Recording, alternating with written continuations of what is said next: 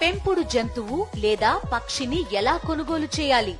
పూర్తి వివరాలకు చదవండి రేపటి సాక్షి దినపత్రిక. హైదరాబాద్ లో ప్రఖ్యాతిగాంచిన బాలాపూర్ గణేశుడు నిమజ్జనానికి సిద్ధమయ్యాడు. ఇక బాలాపూర్ లడ్డూ ఈసారి ఎంత ధర పలుకుతుందనే ఉత్కంఠ భక్తుల్లో నెలకొంది. 1994 నుంచి మొదలై ప్రతి సంవత్సరం ఇక్కడ లడ్డూ వేలంపాట పోటాపోటీగా సాగుతుంది. తొలుత 100 రూపాయలు పలికిన లడ్డూ ఇప్పుడు లక్షల రూపాయలకు చేరుకుంది. ఆ విఘ్నేశ్వరుడి అనుగ్రహంతోనే లడ్డూ వేలంపాటలో ఎక్కువ ధర పలుకుతోందని నిర్వాహకులు అంటున్నారు. లడ్డూ ద్వారా లభించిన నగదును సమాజహితం కోసం ఖర్చు పెడతామని చెప్తున్నారు. మరింత సమాచారం మా ప్రతినిధి అనుశ్రీ అందిస్తారు. హైదరాబాద్ లో గణేష్ ఉత్సవాల నిర్వహణ ఎంత మెమరబుల్ గా ఉంటుందో గణేష్ లడ్డూ వేలంపాట కూడా అంతే మెమరబుల్ గా ఉంటుంది. దట్టు బాలాపూర్ వినాయకుడికి సంబంధించిన లడ్డూ ఆక్షన్ ఇంకా ఆసక్తిగా ఉంటుంది. కో ఫౌండర్ ఉన్నారు మనతో పాటు, వారితో మాట్లాడే ప్రయత్నం చేద్దాం. మా తాతలు, మా ముత్తాతలు, మా నాన్నగారు, మా ప్రస్థానం అంతా కూడా బాలాపూర్ గడ్డ మీదే, ఈ నేల మీదే, ఈ గడ్డ మీదే మా పుట్టుక. చాలా మంది ఇక్కడికి వచ్చి లడ్డూ ఆక్షన్ లో పార్టిసిపేట్ చేస్తారు. అంటే ఏంటి వీళ్ళ సెంటిమెంట్ అంటే ఏం చెప్తారు? యాక్చువల్గా బాలాపూర్ గణేష లడ్డు అనే ఒక ప్రసాదం ఏదైతే ఉందో ఆ ప్రసాదాన్ని ఒక పవిత్రమైనటువంటి సాక్షాత్తు గణేష భగవానుని ద్వారానే స్వయంగా వచ్చినటువంటి ప్రసాదం అనే భావన ప్రతి భక్తుడిలో ఉంది. అదేవిధంగా బాలాపూర్ గణేష భగవాన్ యొక్క లడ్డు వేలం కార్యక్రమం అయితే 1994లో ఒక సాధారణ రైతు ఎప్పుడైతే కొనుగోలు చేశారో సుమారుగా 30 ఏళ్ళు పూర్తి అవుతా ఉంది. ఇప్పుడు 30th year కంప్లీటింగ్. సో ఇలాంటి ఎగ్జైటింగ్లో భక్తాగ్రేసర్లు అందరూ కూడా ఆనాడు 450 రూపాయలకు స్వర్గీయ కులన్ మోహన్ రెడ్డి తీసుకున్నాడు, 450 రూపాయలకు. అలాంటిది 2023లో అదే లడ్డు వచ్చేసి 27 లక్షలకు వెళ్ళింది. దాసరి దయానంద్ రెడ్డి తుర్కేంజాల్ నివాసి. ఈ సందర్భంలో అసలు 450 నుండి 27 లక్షలకు పోవడం అనేది ఒక భగవంతుడి స్వరూపమే.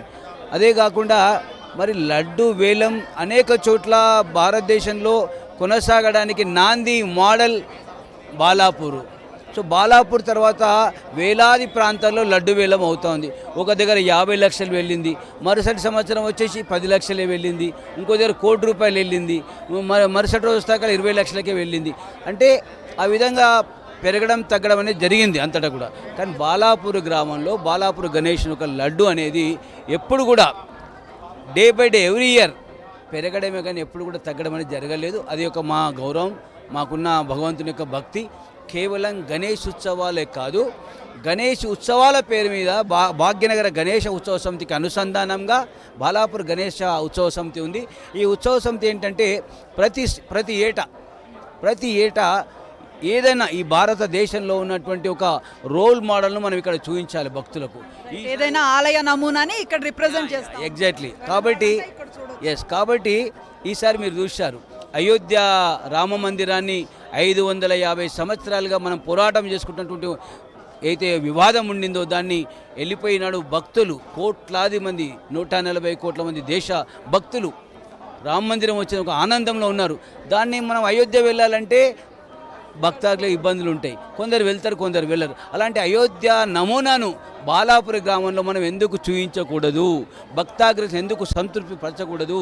రాముడే దిగొచ్చిండు వినాయకుడి రూపంలో అని మనం ఎందుకు తెలియజెప్పకూడదనే భావనతోటి ఒక అయోధ్య రోల్ మోడల్ని ఇక్కడ మన భాగ్యనగర ఉత్సవ సమితి వారు మమ్మల్ని సంప్రదించి, మా పెద్దల్ని మమ్మల్ని సంప్రదించి మీరంతా కూడా వినాయక సాగరం హుసేన్ సాగర్ వైపు రావాలని చెప్పి మమ్మల్ని కోరినప్పుడు మేము నిజంగా కూడా ఎంతో సంతోషం వ్యక్తం చేశాం. ఆనాడు మా పెద్దలంతా కలిసి ఇదే ప్రాంతంలో, ఇదే ప్రాంగణంలో ఒక కాయిన్, ₹1 కాయిన్ పైన వినాయకుని కూర్చోబెట్టాం. థ్యాంక్ యూ వెరీ మచ్ అండి. మొత్తం మీద ఇక్కడ నిర్వహించేటువంటి లడ్డు వేలం ద్వారా వచ్చే డబ్బులు సమాజ హితానికి అలాగే సాంప్రదాయాన్ని కాపాడేందుకే మేము వాడతామని చెప్తూ ఉన్నారు. కొన్ని గంటలే ఉంది లడ్డు ఆక్షన్కి. ఏం జరగబోతోంది, ఎంతలో వెళ్ళబోతుంది ఈసారి లడ్డు అన్నది అందరికీ ఉత్కంఠ రేపుతున్న పరిస్థితి. కెమెరా పర్సన్ సుధీర్తో అనుశ్రీ ఫర్ సాక్షి న్యూస్.